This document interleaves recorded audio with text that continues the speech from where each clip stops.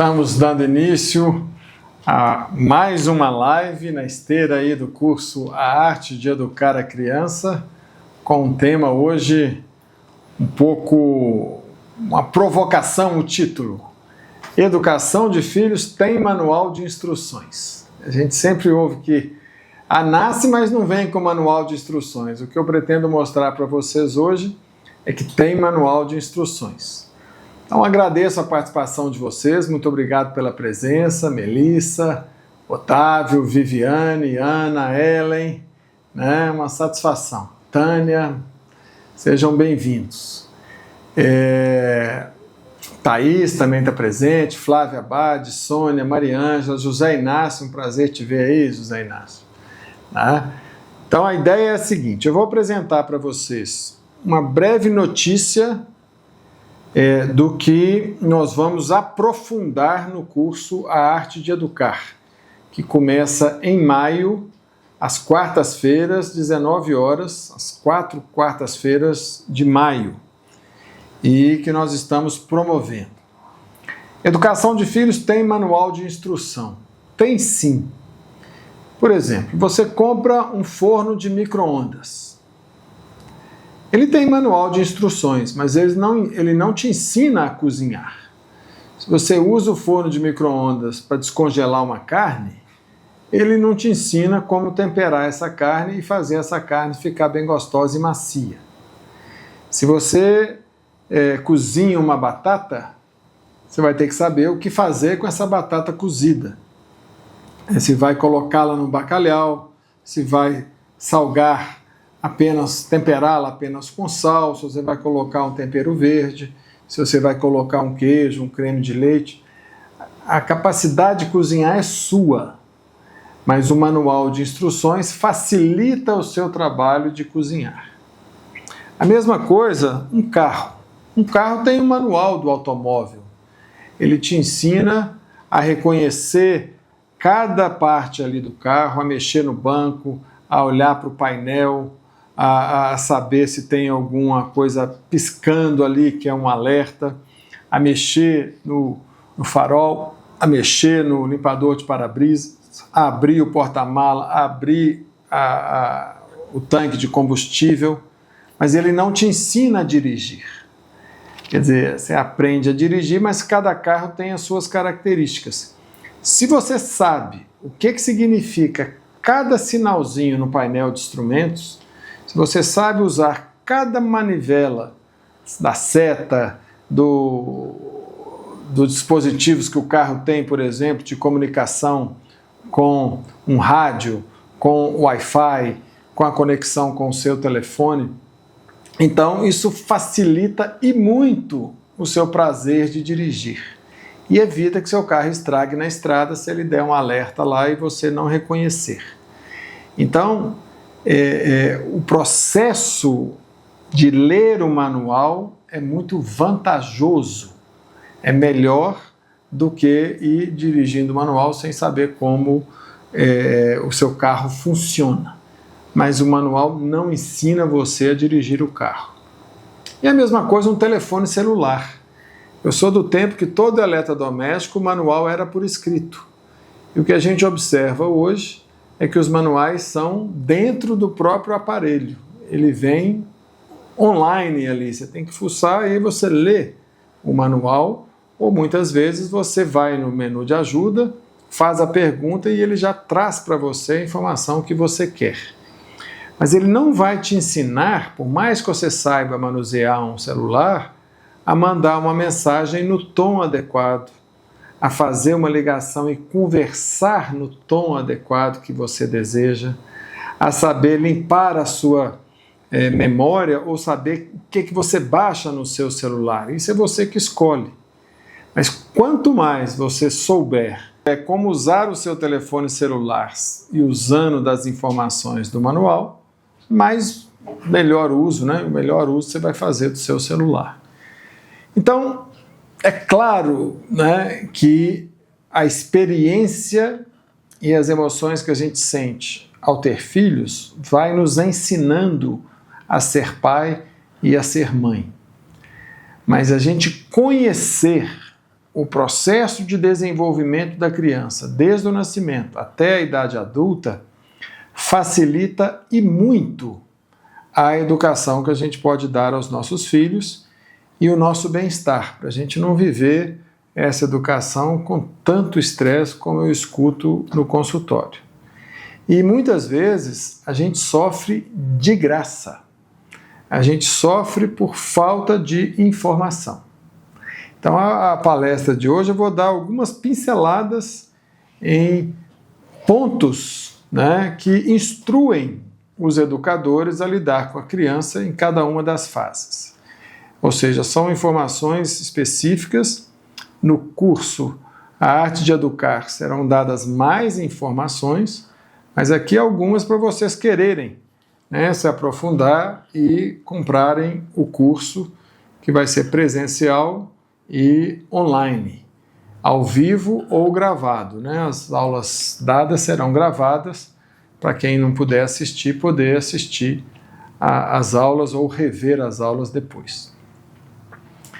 De 0 a 9 meses, do nascimento até 9 meses, a informação que eu quero revelar para vocês, a instrução que eu quero dar para vocês tem um duplo aspecto. Primeiro, a criança nasce sem memória. Ela não guarda nada que ela experimentou antes de nascer e não consegue guardar nada até 9 meses de idade. Não existe memória. Então, a criança não é capaz de lembrar de algo, porque ela não retém a memória. Se a criança pegar um aparelho pequenininho e você colocar, ela está brincando com o aparelho, você tomar da mão dela, a criança lá de 6 meses, e esconder na sua mão, ela não vai tentar abrir a sua mão para pegar, porque ela não consegue representar aquele brinquedo, pode ser uma chupeta, ela não consegue representar aquele objeto na mente dela, porque ela não é capaz de simbolizar.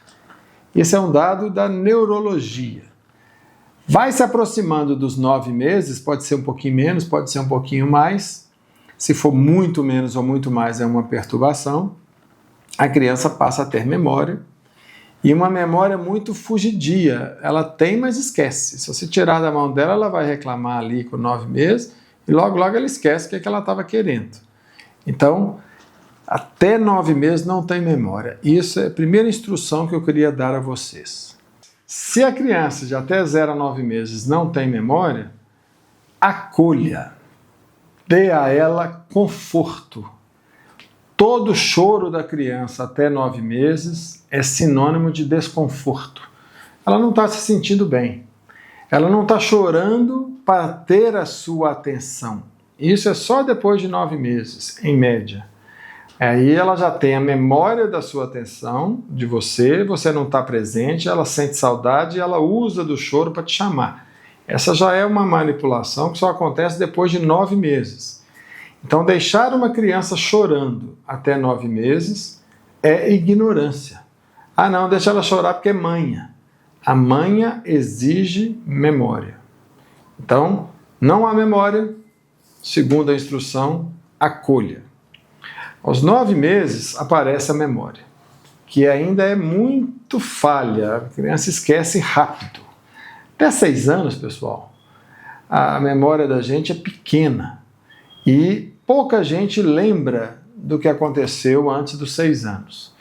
E o que a gente lembra tem um forte impacto emocional, positivo ou negativo. Então, de 9 meses até 1 ano e meio, a instrução que eu quero dar para vocês é a seguinte: estabeleça rotinas, porque a criança é insegura, ela é medrosa nessa fase. E quando ela antecipa o que vai acontecer e acerta, isso dá mais segurança para ela. Então a rotina vai dando previsibilidade. E tudo que é imprevisto, ela vai voltar para o estágio anterior, que ela fica desamparada, que ela sente um mal-estar assim, sem saber por que está acontecendo.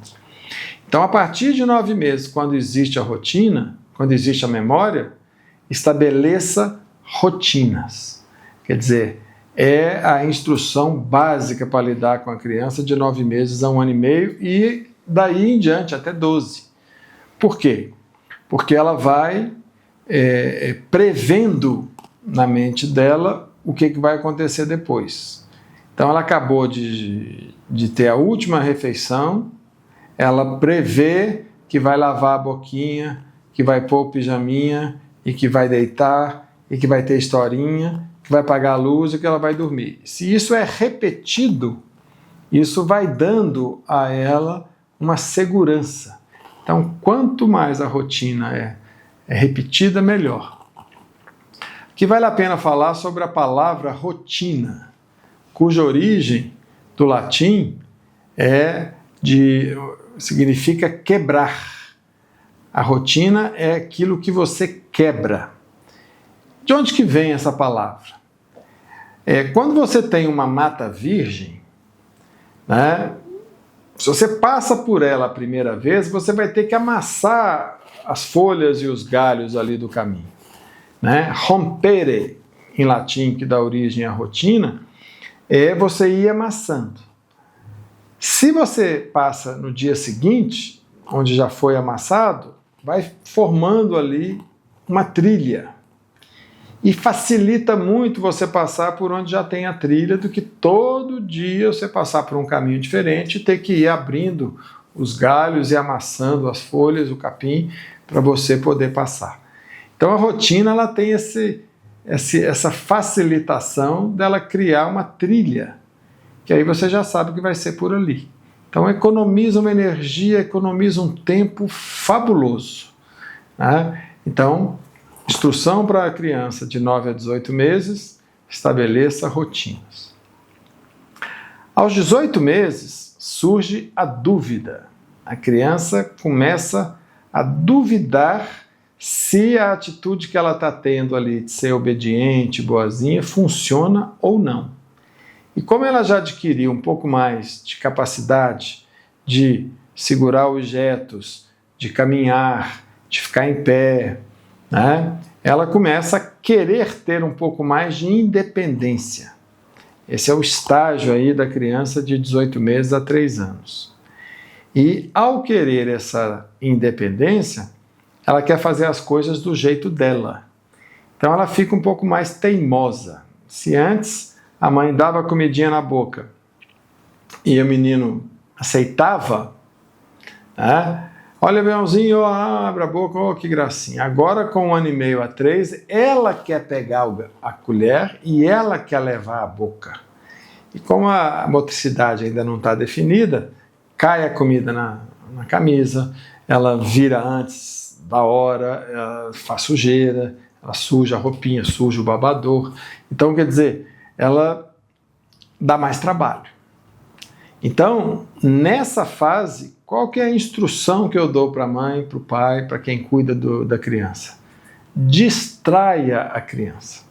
Se ela está teimosa porque ela quer alguma coisa, chame a atenção dela para outra coisa. Tá? E aí você consegue manipular a criança para que ela não tome todo o seu tempo e não tome toda a sua energia. Né? A criança pode ficar desenhando enquanto você dá a comida para ela. Tá? Quer dizer, é uma forma dela não querer interferir ali e se alimentar bem. De 3 a 6 anos aparece a capacidade de dissimulação. Então, a criança se torna uma atriz, uma pessoa que finge o tempo todo, que consegue enganar. Ela vive no mundo da fantasia. Eu moro do lado de uma escolinha infantil. Tem nada mais legal do que ver aquelas crianças de 4 anos indo para a escola como se fosse uma Cinderela, uma princesa, o Batman, o Superman, né, o Hulk, jogador do Atlético, né, aí vai de chuteira, vai de uniforme, vai com faixa de capitão. Quer dizer, a pessoa tem a fantasia de que ela é aquela personagem, porque a mente da criança de 3 a 6 é muito fértil e ela realmente finge, ela consegue desempenhar papéis com muito mais versatilidade do que antes. Nessa fase eu tenho 2 instruções para vocês. A primeira, não moralize. Evite de dar noção de certo e de errado de 3 a 6 anos. Porque a criança não entende o que é certo, o que é errado. Toda vez que você falar isso não pode, isso é feio, isso é errado, você está complicando a informação da criança, porque ela não é capaz de fazer esse juízo de valor. Em outras palavras, se você não vai moralizar, você vai fazer o quê? Enrole a criança. Seja mais criativa que ela no desempenho de papéis para ela ter um comportamento adequado e que você a distraia. Você não leva um filho para tomar injeção no braço, porque ele vai fazer um escândalo se ele souber que vai fazer uma injeção no braço. Você leva o filho para ganhar um balão. Quer dizer, você vai distrair, você vai enrolar a criança ali, porque quando ela leva a injeção ou a gotinha na boca, ela ganha ali um balão. Ou você vai levar e dar o presente para ela. É uma maneira de você enrolar. E se ela cospe a vacina ou cospe o remédio e você fala que coisa feia, isso não está certo, isso sua mãe está aqui dando um trabalho danado e você não está reconhecendo, é inútil porque é uma criança de 3 anos. É como eu digo no material de publicidade do curso A Arte de Educar. Tudo tem sua fase. Você só ensina a raiz quadrada de um número depois que a pessoa aprende a somar, a subtrair, a multiplicar e a dividir. Quer dizer, não dá para você perguntar para uma criança de 3 anos qual que é a raiz quadrada de 49. Então, o que eu vejo é o pai moralizando a criança, dizendo que é errado, que é feio, sendo que é a mesma coisa. Como que você não sabe que 49, a raiz quadrada de 49 é 7? Que absurdo! É 7 vezes 7 é 49. E você está falando para uma criança que não entende esse linguajar. Essa aqui é a analogia. Conclusão, até 6 anos de idade. Já falamos isso em outra live, que estão gravadas aí no mesmo canal que essa live vai ficar gravada. Seja no @ética e felicidade, seja no @Fundação Souza Brasil. Até 6 anos de idade não é possível educar. Esqueça. A criança é um animal que tem o potencial de se tornar humana.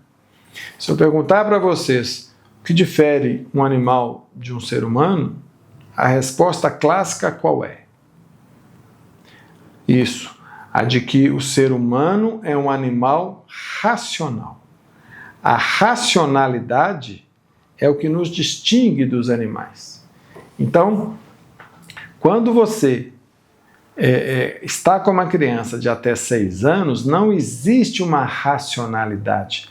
O raciocínio é mágico, é fabuloso. A relação de causa e efeito não é adequada. Ela é por superstição. Não há uma lógica nessa relação. Importante que vocês tenham essa compreensão. Então, até 6 anos, não há o processo de educação. Educar é informar, dar a informação correta, e formar, que é promover a reflexão da pessoa sobre a informação que você dá. Em outras palavras, educar é fazer com que a pessoa pense com a própria cabeça, a partir de informações corretas. Que ela pense de forma lógica, sem falácias, ou seja, de uma forma correta mesmo, assim, do ponto de vista lógico. Mas se as premissas forem equivocadas, forem falsas, todo o raciocínio vai perder a coerência e vai chegar a uma conclusão igualmente falsa. Então, a informação tem que ser correta e a reflexão sobre a informação tem que permitir que a pessoa se aproprie dessa informação ao invés de ficar só repetindo essa informação. Então, não basta memorizar, é necessário compreender. E educar é promover essa compreensão. Então, até 6 anos, são essas aí as recomendações do Manual de Instrução da Educação Infantil. Vamos para o segundo capítulo desse manual. De 6 a 12 anos, há uma aquisição neurológica extraordinária que é a capacidade de reflexão sobre as coisas. A criança é capaz de se ver vivendo. Ela é capaz de pensar em como ela agiu no passado e o que seria diferente se ela mudasse a sua forma de agir. Essa aquisição da criança a torna pronta para o processo educativo de refletir. De 6 a 12 ainda sobre as coisas, sobre o concreto, sem nenhuma capacidade de abstração, mas de uma forma lógica. Dita essa instrução, qual a segunda instrução? Dialogue à exaustão com uma criança em termos práticos. Evite ensinar, evite dar a ordem, evite dizer que você tem que. Converse com a criança. Faça com que ela desenvolva o raciocínio do que vai acontecer se ela tiver a conduta que ela está pedindo para ter. Faça ela trabalhar essa relação de causa e efeito. E se o efeito não for muito prejudicial, deixa ela ter o efeito ruim. Porque aí no momento seguinte você vai dialogar e falando, isso aconteceu porque você não quis fazer A. Você fez B, a consequência era outra. E você escolheu B. Ou seja, você vai incentivando a autonomia. Então, de 6 a 12 anos, incentive a autonomia da criança. É um bom momento para iniciar uma mesada, nem que seja R$2 por semana, R$5 por semana, de acordo com o seu nível, para que ela tenha noção do valor econômico das coisas, do preço das coisas.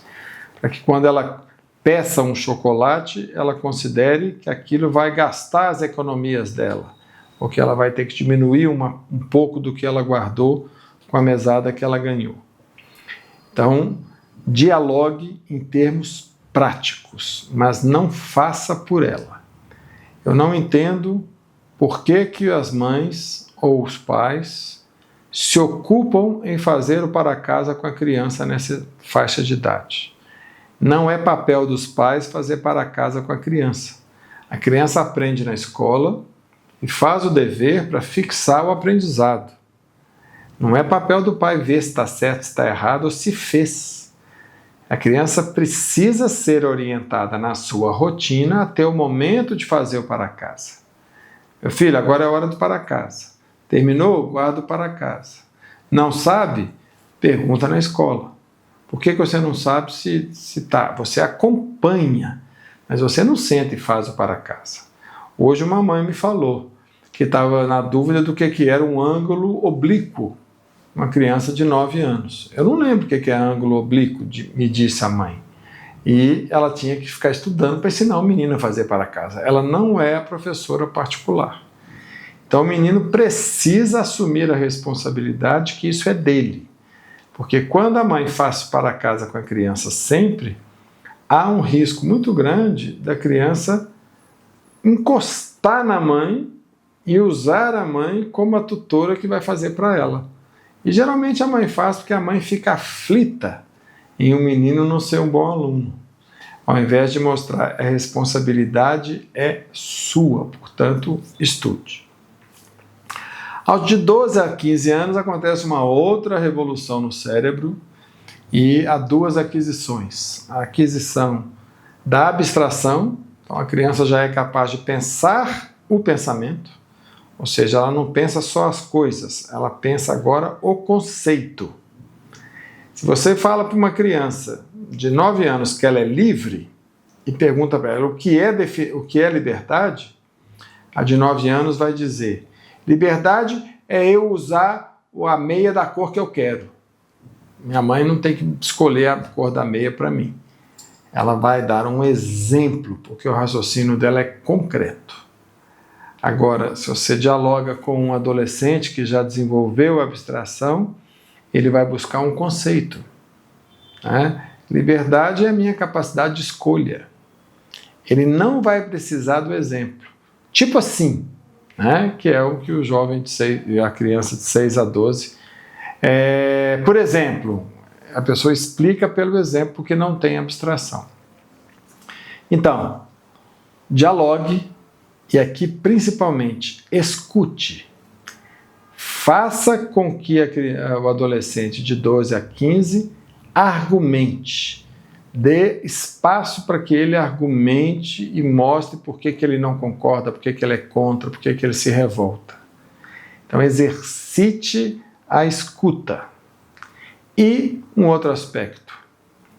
Informe sobre sexo. Contrate um profissional que dê o curso de como que a sexualidade funciona para o homem, para a mulher, na parte orgânica, na estrutura sexual do homem e da mulher, na genitália e na parte interna, na estrutura, na dinâmica sexual do homem e da mulher. Fale de reprodução e fale da outra função do sexo, que é o orgasmo.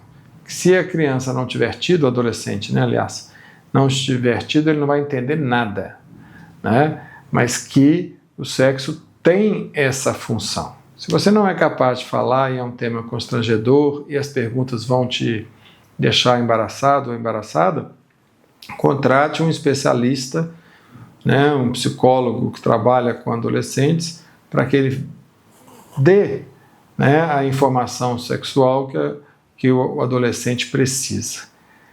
A gente acha que ele está bem informado, a ignorância dos adolescentes é total. Não é em relação à parte biológica. E mesmo assim, muitas vezes, é deturpada porque se confunde a ideia de sexo com gênero. Então tem uma desinformação aí muito grande. Mas é importante que a criança ou adolescente, esteja bem informado. Não só sobre a menstruação e o ciclo menstrual da mulher, da menina, como todo o aspecto do menino. A gente sempre recomenda que o jovem adulto de 18 anos procure um urologista, mas ele deveria procurar assim que ele se mostrar um rapazinho, para fazer um exame de rotina. A mulher não vai, a menina não vai no ginecologista, o adolescente homem deveria ir ao urologista. De 15 a 18 anos, já há uma acomodação dessas duas características, a aquisição sexual e a aquisição da abstração. Então, o que o jovem quer é ter uma filosofia de vida própria. Ele está trabalhando para definir a sua personalidade, o que ele gosta, o que ele não gosta, como é que ele vai ganhar dinheiro, como é que ele vai ter independência, sem quem que ele vai namorar, se vai namorar. Quer dizer, é uma definição mesmo muito menos aguerrida do que na fase anterior de 12 a 15 anos. Nessa fase, estimule a curiosidade, estimule o conhecimento e continue com o processo de escuta e de prover todas as informações relativas à sexualidade. Nessa fase é muito comum a confusão entre o contato sensível, sensual e sexual. O jovem, ele é naturalmente sensual como se ele fosse amigo. E isso gera uma confusão danada. Então é importante essa distinção. O contato sensível é um contato que não tem nenhuma conotação sequer sensual. É o contato como eu tenho quando eu cumprimento uma pessoa com 2 beijinhos, um aperto de mão. É um encontro absolutamente sem nenhuma conotação sequer sensual. A sensualidade, o contato sensual é o que prepara para o sexo, é o que excita, é o que desperta os sentidos para o sexo. É um olhar diferente, que você vê que a pessoa está te olhando ali, ou te comendo com os olhos, ou te paquerando. É um beijinho no rosto um pouquinho mais demorado. É um decote que você fica curioso para ver o que tem ali dentro da roupa. Quer dizer, A sensualidade prepara o contato sexual. E o contato sexual é o contato íntimo. É a troca de mucosa, é o beijo na boca, que já é sexo, é o toque nas zonas erógenas, nos seios, na genitália, é o intercurso sexual. Então, isso é o contato sexual. O jovem não tem essa distinção entre o sensível e o sensual e o sexual. Ele vive o sensual como se fosse sensível. E às vezes a outra pessoa entende que há uma sensualidade, vem com uma iniciativa sexual, não, mas a gente é só amigo. Então essa compreensão também é importantíssima para que o jovem socialize a busca da sua sexualidade, socialize no sentido para que ele tenha compreensão de como viver a sua sexualidade de uma forma socializada. Então, resumindo, educação exige a experiência de educar. E essa experiência exige lidar com todas as emoções que vão junto. Isso não tem manual. Mas existe um manual de instrução que facilita, que é o conhecimento dos estágios evolutivos da criança e do adolescente. Esse conhecimento ele está organizado, ele é previsível, ele tem uma base biológica, que é o que permite a evolução, ele tem uma base psíquica e ele tem uma base social. Então, esse desenvolvimento biopsicossocial do ser humano, do nascimento até 18 anos, é a psicologia do desenvolvimento. E na abordagem da psicoterapia analítico-fenomenológica existencial, ele é dividido nos estágios que eu apresentei para vocês. O conhecimento desses estágios facilita e muito, a compreensão. Eu já tive pais que me procuraram porque o filho estava mentindo muito. E eles não querem um filho mentiroso. Aí eu perguntei a idade, 3 anos. Quer dizer, se ele soubesse que 3 anos é a idade que a criança naturalmente finge, ele não estaria preocupado, porque o melhor que você pode esperar dela é que ela tente te enganar, sem que isso te deixe aflito. Então, esse conhecimento, ele facilita, e a inteligência faz com que a gente use, assim, que a gente saiba como interagir com a criança. Até 3 anos, a gente distrai a criança. De 3 a 6 a gente enrola, de 6 a 12 a gente explica concretamente, de 12 a 18 a gente escuta, pede argumentos e dialoga com argumentos. E aí você estabelece esse vínculo tão necessário para que você possa acompanhar a evolução do filho e da filha, e para que eles prefiram dialogar com você do que com a internet ou com a turminha que vai receber informações parciais e distorcidas. Então, o preparo do pai e da mãe, o preparo do educador é fundamental. Se o pai fica nervoso com o filho, ele está despreparado para educar. Então, a evolução dele também é fundamental. Isso é que nós vamos trabalhar no curso A Arte de Educar. Estou vendo aí que algumas pessoas até já se inscreveram, estou reconhecendo umas pessoas que já se inscreveram para o curso. Muito bem, abro agora para as perguntas que vocês queiram fazer. Estou à disposição. Lembrando, que essa live está sendo gravada conforme o aviso que vocês receberam e vai ficar disponível no @ética e felicidade, que é o meu YouTube, também é o meu Instagram, quem quiser me seguir lá, e é também o endereço do canal da Fundação Souza Brasil, @Fundacal Souza Brasil. Temos dúvidas? Habemos dúvidas ou não habemos dúvidas? Daqui a pouco nós vamos ter a frase, habemos papa. Por enquanto não habemos papa nem dúvidas. Boa noite, Roberto. Este curso também orienta pais de crianças atípicas? Não.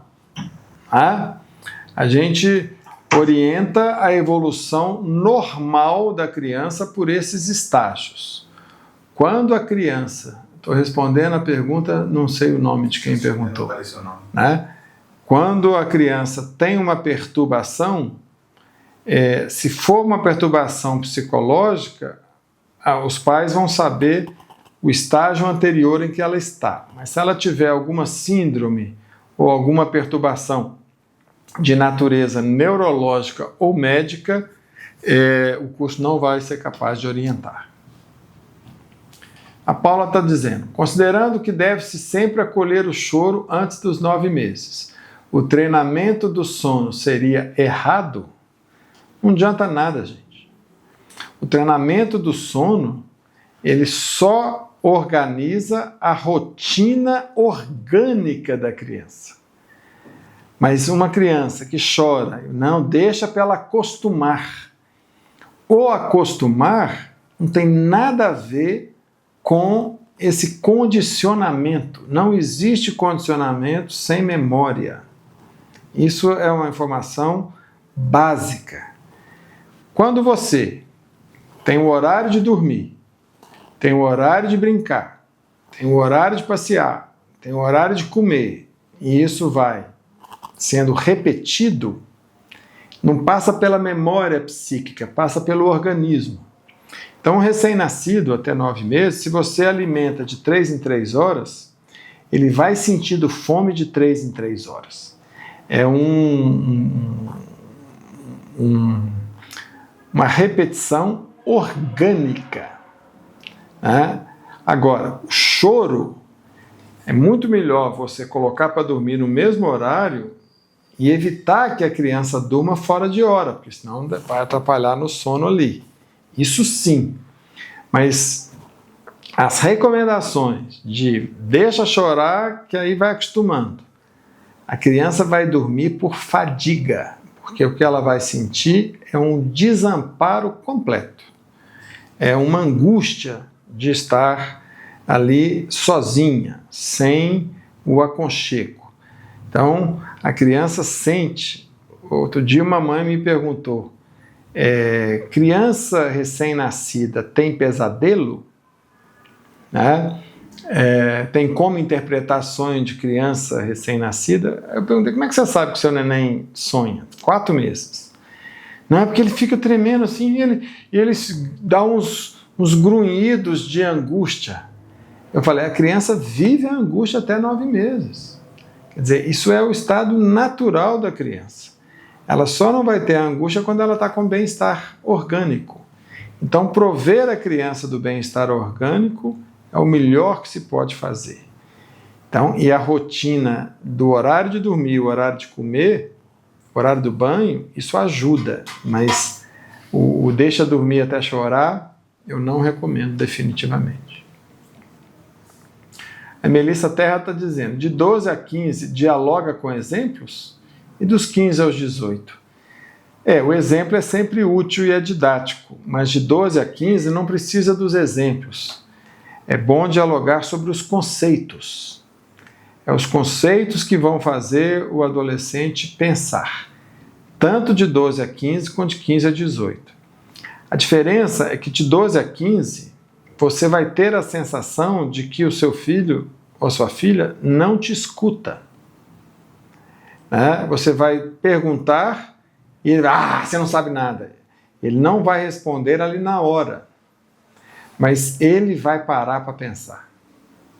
Eu me lembro de uma situação em que uma das minhas filhas, devia ter uns 14, 15 anos, ela abriu a Bíblia assim na hora na mesa de jantar e falou assim, pai, está escrito aqui no livro do profeta tal, versículo tal, capítulo tal, que a mulher deve se manter pura até o casamento.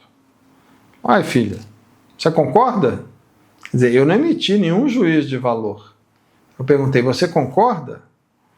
Eu assim, isso é confirmado no Eclesiastes, aí citou um outro livro que eu não lembro, com o capítulo e o versículo respectivo, dizendo, a mulher deve ser pura até o casamento. Eu falei assim, isso significa ser virgem?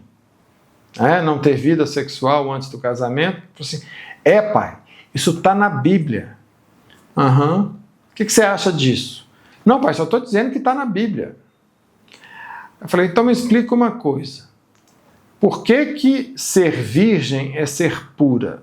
Então quem não é virgem fica sujo, fica impuro? Ah, pai, não dá para conversar com você não, e saiu e foi lá brigar. Quer dizer, mas a reflexão foi feita. Quer dizer, ela está checando se ela pode te questionar. Se você mostrar que você não aguenta o questionamento, você não vai dar esse espaço, ela vai questionar com outras pessoas. Então essa capacidade de fazer perguntas, ela é básica.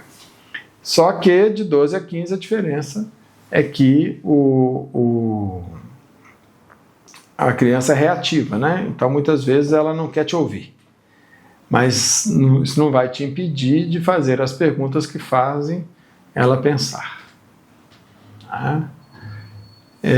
Outra questão, laudo de TDAH e dislexia. O curso serve para esse perfil? Não é o propósito do curso, mas o transtorno de déficit de atenção e hiperatividade hoje é uma coisa assim tão corriqueira e tão diagnosticada que o meu irmão pediu para o filho dele ficar na frente. A escola estava reclamando que ele estava muito disperso na aula. Assim, põe ele lá na frente, de frente para a professora. Sabe qual foi a resposta da professora? Olha, ele só pode ficar na quarta fila, porque a primeira fila é TDAH, a segunda fila é quem tem TOD, a terceira fila é TDAH. Tem tantos laudos de crianças atípicas que não tem como ele ir para frente, porque todo mundo está ficando com esse laudo.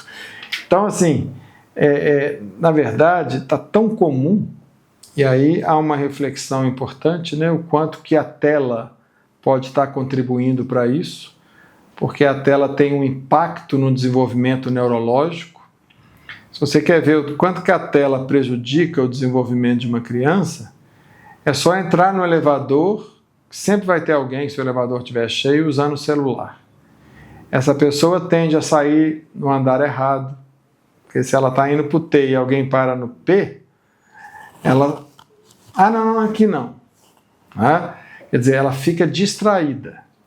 Tanto de acidente de carro que tem, porque a pessoa está no celular, olhou para baixo e esqueceu de frear. Então toda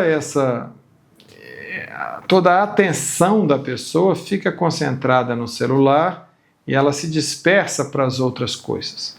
Como o cérebro da criança precisa ser estimulado para ver as conexões cerebrais, ela empobrece a quantidade de conexões cerebrais. Então, o tempo de tela deve ser mínimo. E para que não haja vontade de ter o tempo de tela, até 2 anos o recomendado é nada de tela, absolutamente nada. É igual fumar. Você não dá cigarro para a criança, você não vai fumar perto dela porque é tóxico. Então você usa o seu celular longe da criança, para ela sequer ter a vontade. E quanto menos até 14 anos, melhor. E se tiver com tempo e de forma monitorada. Então, há hipóteses de neurologistas que estudam a criança e o adolescente de que o uso da tela tem aumentado o distúrbio de atenção, porque você recebe menos estímulos neuronais, porque o negócio ali te absorve, né? Absorve o adulto, né? Uma criança absorve mais ainda e diminui as conexões que ela precisa desenvolver no seu cérebro. Então as informações vão vir de forma indireta no curso, para quem tem TDAH. Dislexia exige um acompanhamento de uma pedagoga, né, de um psicopedagogo, para o treinamento, para que a pessoa não erre na hora de falar e não erre na hora de escrever. Então nós não vamos tratar dessas especificidades no curso, não. Mas a pessoa que tem TDAH e a pessoa que tem dislexia é uma criança que tem um desenvolvimento psíquico. Aí o curso vai te ajudar nesse tipo de orientação. 2 anos, quero comer e chora. Depois fala que não quer comer e chora. Só respirar fundo e acolher? Não. A palavra acolher é de 0 a 9 meses. Com 2 anos, a criança é irritada. E eu expliquei aqui, aparece a dúvida. Então ela quer, mas não quer. Quer, mas não quer. Existe uma ambiguidade na criança. É isso mesmo. Eu diria o seguinte: não imponha o que você quer para uma criança de 2 anos. Seja tranquila no sentido de dizer a ela assim: Ana, se você quiser comer, está aqui. Se você não quiser, você come depois. Se está chorando, não precisa chorar. Vem cá, vamos ver o passarinho ali. Bom, cara, vamos pegar aqui o seu chocalho que você gosta. Quer dizer, distraia a criança daquilo. A fome incomoda. A fome irrita. Então a criança está com fome e está irritada. Então ela não tem... O cérebro dela está vibrando ali. Se você conseguir distrair a criança, você consegue fazer ela comer. A minha mulher era campeã em distrair as crianças. A Thaís tinha um talento assim. A criança não queria comer, você não precisa comer não, pode deixar aqui, ó. Tem 5 montinhos aqui, ó. Eu vou deixar os 5 montinhos. Eu vou sair, mas não deixa o Capitão Gancho comer. Não sei de onde que ela tirou o Capitão Gancho. Estava no universo mais dela do que das filhas, né? Não deixa o Capitão Gancho comer. Ela fingia que saía ali, a criança na cadeirinha, comia. Quando ela voltava, cadê o bolinho que estava aqui? Capitão Gancho comeu? E a criança lá mastigando, morrendo de rir, né? Porque ela que tinha comida e ela jogava com isso. É uma forma de distrair a criança do choro e da coisa. Então, é criatividade, sabe assim? É brincar. A gente não educa uma criança até 6 anos, a gente brinca com ela. Ou promove a brincadeira. A gente não tem obrigação de aprender a brincar também, não. Mas a gente distrai a criança. Porque a irritabilidade da criança de 1 ano e meio a 3 anos é evidente. Qualquer desconforto, constipação intestinal, falta de sono, fome, sede, tudo isso gera essa irritabilidade. Tá? Muito bem. Tá tendo pergunta boa, gente. São as perguntas que a gente trabalha. A Viviane está perguntando: como deve ser tratada a mentira aos 11 anos? Né? Primeira coisa, 11 anos não é para estar mentindo. Se a criança está mentindo aos 11 anos, é porque ela está se defendendo do risco da mentira, ou do risco da verdade. Então, se a verdade for revelada, muito provavelmente ela teme a punição, ela teme o castigo. Então, se ela mente, é para se proteger. Quando você desmascara a mentira, você tira a proteção. Ou seja, você deixa a pessoa nua, sem a defesa. Então, aqui há que se ter um cuidado de avaliar se vale a pena desmascarar a mentira ou se vale a pena dar as informações para a criança como se você não soubesse que é a mentira. Você fala tudo que tem que falar, mas em tese, para protegê-la. Se ela sentir que está bem acolhida, ela vai confessar, porque ela está querendo ali o amparo, né? E ela vai dizer: mãe, eu menti mesmo, assim, não tem importância, minha filha, você mentiu porque você não tinha outro recurso. Vamos pensar em outro recurso que você pode usar. E aí, se ela percebe que não há o castigo, ela vai sendo cada vez mais verdadeira. 6 a 12 anos, o esperado da criança é que ela seja verdadeira, até demais. Ela peca pelo sincericídio, entendeu? Eu não fui na sua festa porque minha mãe não quis me levar. Por quê? Porque ela não queria encontrar com a minha tia. Quer dizer, a pessoa fala na lata, ela não tem assim um jogo de cintura, né? Então, muitas vezes, essa franqueza causa algum embaraço. Se está mentindo nessa fase, está na fase anterior, de 3 a 6. Então, é melhor fazer um bom diagnóstico. Se essa mentira é para se proteger do castigo, então você não pune a mentira nem desmascara. você começa a perceber por que essa criança tem medo de ser castigada. Porque aí é a sua postura que tem que evoluir para que ela não tema, né, a punição. Ok? Aí cada caso é um caso, a gente teria que saber o caso. Catherine, criança de 8 anos que não sabe lidar com a frustração de perder um jogo, por exemplo, como ajudá-la? Eu não conheço uma criança de 8 anos que perde um jogo e que lida bem com a frustração de perder.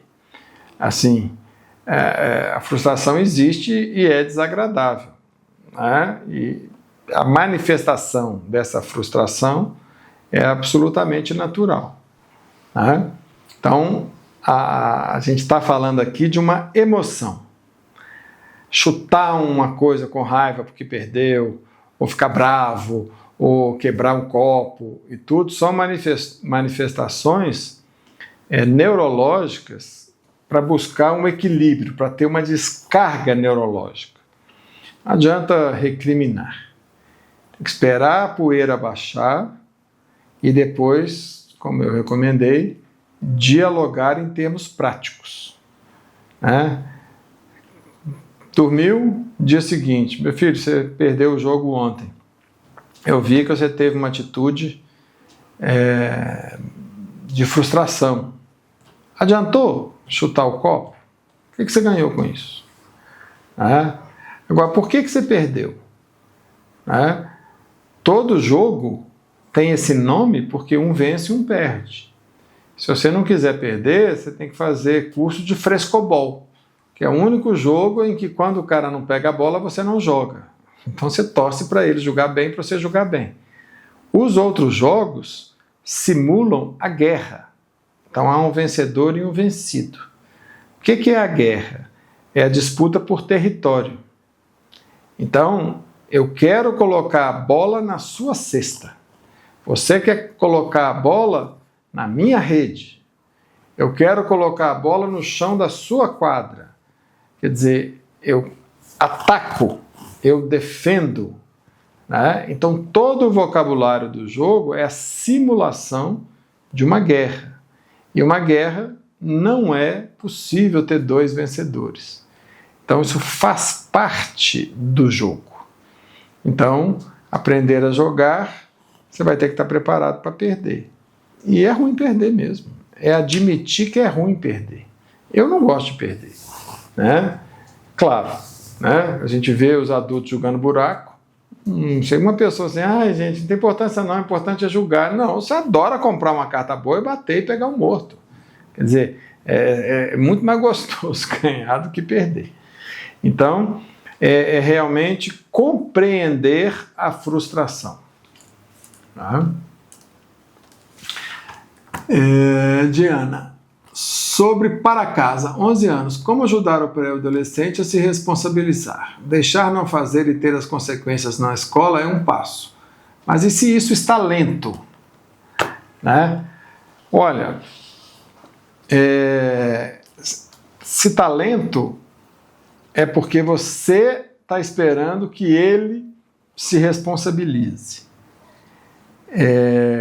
Mas ele tem que sentir na pele o peso da responsabilidade. A gente repare uma coisa. Eu querer que o filho tenha responsabilidade é um ideal de todo educador. Se o filho não tem, e isso me incomoda, eu tenho 2 problemas. Ele não ter a responsabilidade e eu me incomodar. Do meu incômodo, eu tenho que tratar. Porque se eu não tratar do meu incômodo, eu não vou conseguir fazer com que ele responsabilize. Porque ele vai sentir que você quer que ele faça para casa, que ele tire nota boa, que ele dê conta do trabalho dele de estudar, para você ficar tranquila. E isso só alimenta a culpa dele. Né? Ele é aplaudido se ele consegue fazer as coisas, você se sente mal se ele não faz. Então, o primeiro passo, aí eu falo para a mãe, falo para você, Ana, não demonstre a ele que você fica aflita quando ele não faz. Tire a graça. ainda que internamente isso te incomode. Mas não demonstre. Mostre para ele causa e consequência. Se você não faz, o que vai acontecer? Ah, mãe, eu corrijo lá na hora. Né? A professora vai corrigindo, eu vou marcando. Tá, você acha que isso aí é útil, você vai passar. Mas você não vai aprender. Uma escolha sua. E deixe ele ter o peso da escolha. A gente menospreza o peso que tem deixar a criança escolher. Muitas vezes isso é tão pesado que a criança assume a responsabilidade ou ela te pede ajuda. Então, quando você está ali, fez? Não fez? Está na hora de fazer. Meu filho, tem que fazer, tem que fazer, tem que fazer. O tem que faz o filho descansar. A mamãe cobra. Ai, ai, ai. Né? Mamãe Não cobra. tô querendo me gabar. Então são dois trabalhos. O primeiro eu diria, não demonstre que isso te abala, nem demonstre que isso tem importância para você. Né? E o segundo aspecto é, você é responsável. Agora, olha que legal. Se você tem uma rotina, estabelece uma rotina, você pode fazer com que ele se responsabilize sem castigar. Olha que curioso.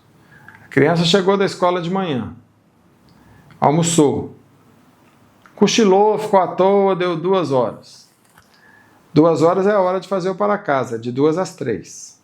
Aí 3 horas é a preparação para fazer a atividade de futebol ou de alguma coisa, ou judô, inglês, o que for. Estou falando para a criança lá de 11 anos.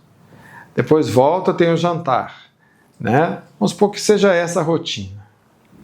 Você fala, ó meu filho, o seu tempo de fazer o para casa, de estudar é de 2 às 3. Se não fizer, não tem futebol. Se não fizer, não tem o joguinho na televisão, que é de 3 às 3h30, por exemplo. Quer dizer, não é castigo, é causa e consequência. Primeiro vem a obrigação, depois vem o lazer.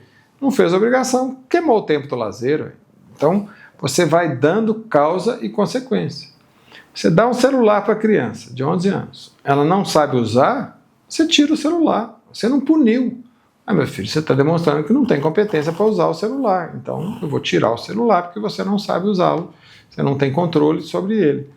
Então, isso não é castigo, é diferente da criança não fazer o para casa e aí ele não vai jogar futebol porque o futebol do domingo ele está de castigo. Não tem conexão de causa e efeito. Então, isso vai dando à criança a noção de que ela tem que se responsabilizar porque existe causa e consequência. Tudo bem, pessoal, acho que eu respondi o botão, deu 8 horas, temos 1 hora em ponto que nós fizemos a live. Eu, particularmente, estou muito feliz com as perguntas, são perguntas que costumam vir no curso, e esse é o espírito do curso, eu trazer a informação, né, de cada uma das fases, a orientação para os pais e abrir para que vocês façam as perguntas. E se eventualmente uma das noites que a gente der o curso vocês não puderem estar presentes, eu vou abrir a aula seguinte com espaço para algumas perguntas, de modo que quem assistiu online gravado ou quem ficou com dúvida depois, quando foi reler o material, etc., possa também ter os esclarecimentos respectivos àquelas aulas. Se tiverem outras dúvidas, podem encaminhar aí no mesmo canal que a gente conversou, né, que vocês receberam o link, que elas serão encaminhadas para mim, e nós teremos uma outra live na próxima terça-feira, esse mesmo horário, 19 horas, que é um dia antes do início do curso. E vamos tratar também da educação de crianças e adolescentes. E aí o tema vai ser a sexualidade na infância e na adolescência, para que a gente possa trazer também um tema que é muito solicitado, né, por vocês. E ao trazer o tema da sexualidade, vamos ver também aí a questão da tela, que é uma variável, né? Quer dizer, no meu tempo, o adolescente buscava uma revista de mulher pelada, né? Agora você tem uma tela de tudo pelado, que é a internet. Então, a gente vai fazer essa conjugação. Então, o tema será sexualidade na infância e na adolescência. Aqueles que já se inscreveram para as palestras, né, a gente convida e manda o link. Não precisa fazer o preenchimento do formulário, mas eu queria que vocês recebessem o convite e compartilhassem com as pessoas dos grupos aí de pais, grupos de escolas, para que mais pessoas tivessem acesso a esse curso e para que a gente pudesse ter um curso com bastante alunos, para que essas informações que eu estou vendo aí, muito bom, obrigada, sensacional, pudesse chegar para o maior público, para que as pessoas não sofressem à toa, né? Dá trabalho educar, mas tem muito sofrimento que é de graça.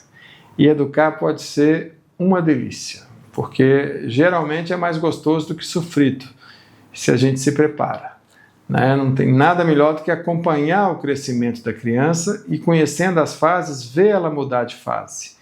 É como se você percebesse assim, poxa, eu estou usando um forno de micro-ondas super bem, eu estou sabendo cozinhar uma batata, né? Eu estou usando o meu celular com recursos que eu nunca imaginei, né? E isso te dá muito mais autoconfiança e muito mais satisfação de viver. Então agradeço, a gente encerra aqui e ao receber aí o link da live gravada, compartilhem com quem vocês quiserem. Muito obrigado, estou vendo aí a Maria Helena, né? Um abraço, até logo. Obrigada. Tá bom. Tchau, tchau para vocês. Estaremos lá. Obrigada. Obrigado.